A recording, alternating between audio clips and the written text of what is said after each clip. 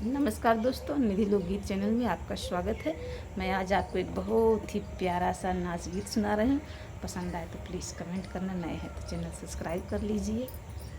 रस में डूबल मोर कंगनवा, रस में डूबल मोर कंगनवा, ससुरु निहार मोर कंगनवा, ससुरु निहार मोर कंगनवा। ऐसे ससुरु के जेल हम खटाई त जऊ घर हो, तेन मोर सजनवा, जऊ घर हो तेन मोर सजनवा।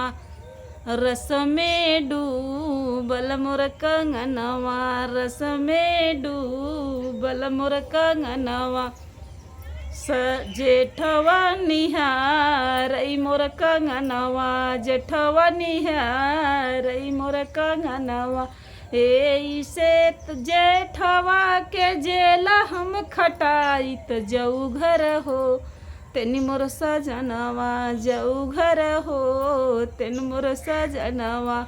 रस का बोरल मोर कंगनवा, रस में डूबल मोर कंगनवा, देवरा निहार मोर कंगनवा, देवरा निहार मोर कंगनवा।